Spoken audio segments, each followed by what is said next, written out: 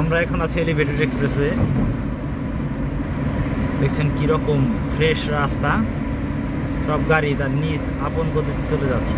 তো মেন সমস্যা হচ্ছে, যে কারণে আমার ভিডিও করা, এখানকার যতগুলো গাড়ি যাচ্ছে সবগুলো গাড়ি হচ্ছে আপনার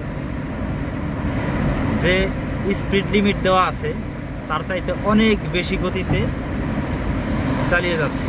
কেউ কেউ 100, কেউ কেউ 120, কেউ কেউ 80 কিলোমিটার। কিন্তু এখানে আপনার লক্ষ্য করবেন, এখানে আসেই মাত্র হচ্ছে গতিসীমা দেওয়া আছে 60 কিলোমিটার। আমি জাস্ট আপনাকে একটা ভিডিও দেখানোর জন্য আসলে করছি। এই দেখেন এখানে যে একটা দেওয়া আছে, এখানে 60 লেখা আছে, অথচ মানুষ তারপরেও ওই দেখেন এই গাড়িটা কত দূরে যাচ্ছে। এরকম সব গাড়ি এরকম জোরে জোরে চালিয়ে যাচ্ছে, অধিক গতি ওভার স্পিডে চালিয়ে যাচ্ছে। আর এই চালিয়ে যাওয়ার মূল কারণ হচ্ছে, ওই যে সামনে একটা দেখা যাচ্ছে, দেখেন আমি একটু দেখাই দিচ্ছি একটু পরেই। ওই যে দেখেন স্পিড লিমিট 60 কিলোমিটার, সাবধানে গাড়ি চালানো লেখা আছে। হ্যাঁ, মানুষ কেউ তার পরোয়া করছে না, সবাই যার যার মতো বা নিজ গতিতে চলে যাচ্ছে।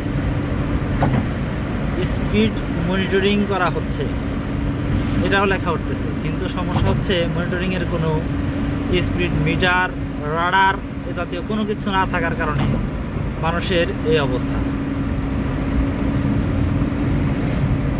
আপনারা দেখতে পাচ্ছেন বন্ধুগণ, এত স্পিডে কখনোই চালাবেন না, এতে প্রাণহানি থেকে শুরু করে বিভিন্ন ধরনের সমস্যার সৃষ্টি হতে পারে।